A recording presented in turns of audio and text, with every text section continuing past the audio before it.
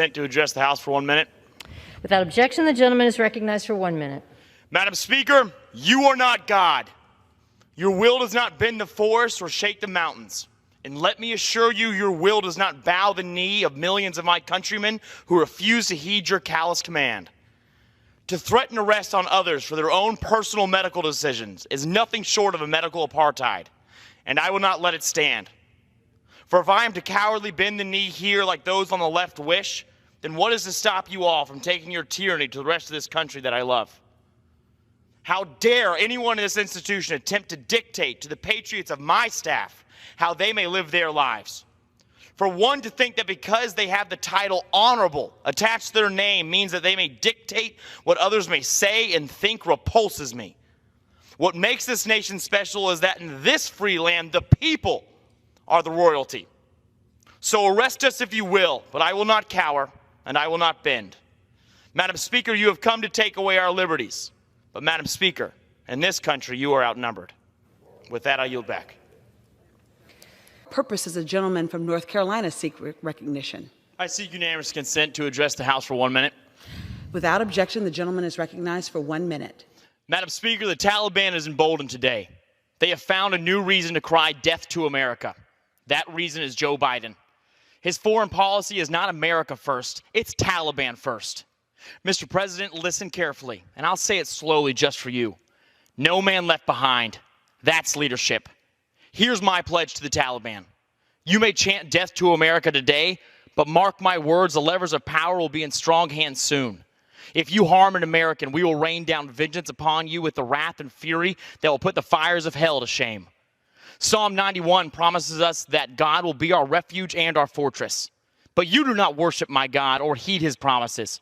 So when we come for you, there will be no refuge, no cave, no crevice you can crawl into that will save you from our wrath. So to those who hate America and all that we stand for, read my lips. I am young and I have a long memory. When power in Washington inevitably shifts, we will not forget you because we're in the business of killing terrorists. And pretty soon, business will be booming. With that, I yield back. Speaker, this is my generation's long-form death certificate. You endorsed it, you own it, and you will pass it. But I will be the one who pay for it. My generation. And if America still stands, my grandchildren will pay for this Trojan horse of a socialist proposal. $3.5 trillion in unhinged, unconscionable, irredeemable spending. It's the final nail in the coffin of the American dream. Karl Marx would even call this bill radical. Look at this. This is a pallet of $100 million. And for scale, beside that is me. And behind all of that is what the Democrats are proposed to spend.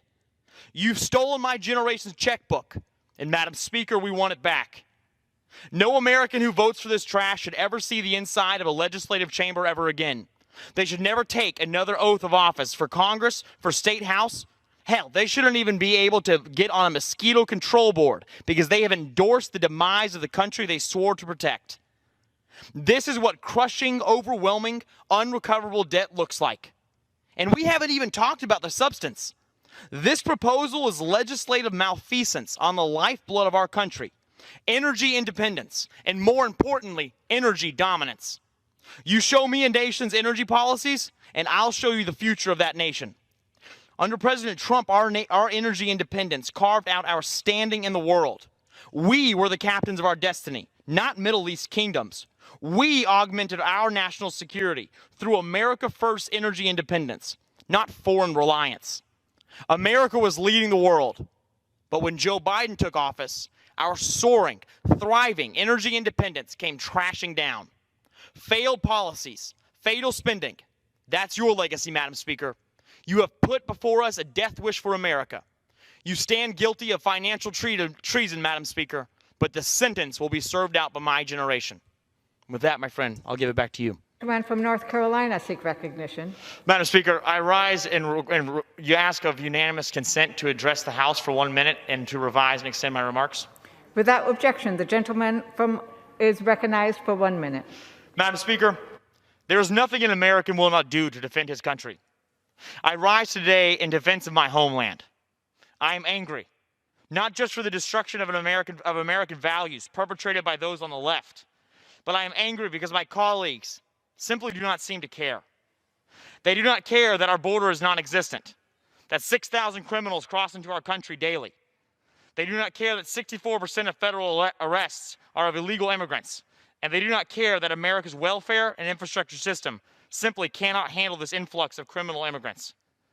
They do not care because to them, power is all that matters. I have a message to the power-hungry and the partisan. Power corrupts, and absolute power corrupts absolutely. It is in the nature of Americans to be kind. It is in our nature to be gentle and loving. But know this, when it comes to the matter of protecting our friends, our family, and our heartland, do not trifle with this representative democracy. For we the people will not stop. We will never back down. We will give our everything to protect those dear to us. Gentleman's time has expired. This is our republic. Finish the wall. My fellow Americans, the heart of our nation is broken tonight. Americans, the bravest, most courageous among us, lay dead in the streets of Kabul today.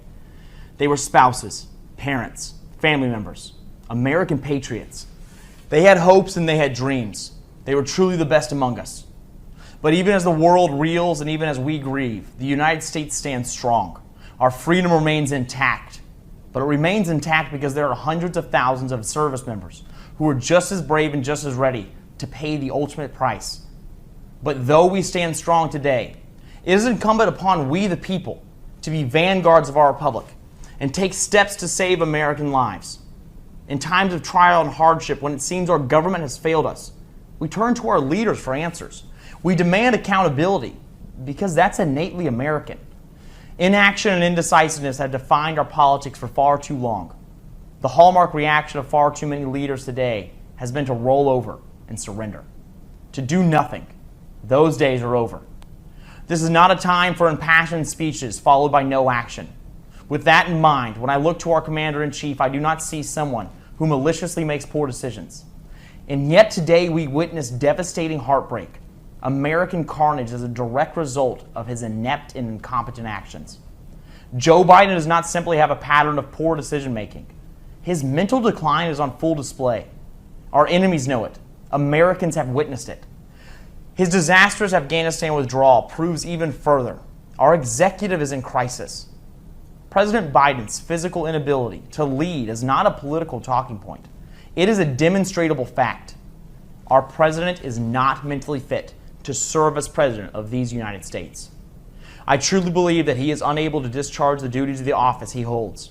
That is why today I sent letters to each member of the president's cabinet and to the vice president asking that they invoke the 25th Amendment of the United States Constitution and remove Joe Biden from his office. I am also calling on Speaker of the House, Nancy Pelosi, to immediately call Congress back into session to construct a disability review council and assess the president's state. I cannot sit idly by and watch the nation that I love spiral into death and devastation because our leader cannot discharge his duties. When there is no time to wait, the time for action is now. I take no pleasure in sending this request. The gravity of this weighs heavily on me, but I find no other recourse. We must not allow this mentally unstable individual to direct our country for 1 second longer. The future of our republic must be guarded. The lives of American citizens must be preserved. The time to act is now. Thank you. God bless you, and may God bless these United States of America. What purpose does the gentleman from North Carolina seek recognition? I seek unanimous consent to speak for 1 minute. Without objection, the gentleman is recognized for 1 minute. Madam Speaker, you have squandered the inheritance of a generation today. You have governed with abandon and exchanged financial assurance for instant gratification. Today, you didn't pass a budget plan. You passed a death wish for America. It is easy for you to sit up there and authorize $68 trillion over the next 10 years because you will never have to shoulder the financial burden of your actions. Your roadmap for our future is a highway to hell. You have exchanged the American dream for a socialist nightmare. To the American people, you have been lied to. Your taxes will be raised because of the actions of Democrats today. I shudder to think of what our country, our city on a hill, our beacon of freedom will look like in a generation when we have delivered a nation devoid of treasure to our children. We will give account one day for our actions in this Congress. If we hand over a bankrupt legacy to our children, Your actions today will be indicted and you will be without excuse. Madam Speaker, you were walking around with my generation's checkbook, and we want it back. And with that, I yield back. For what purpose does the gentleman from Florida seek recognition?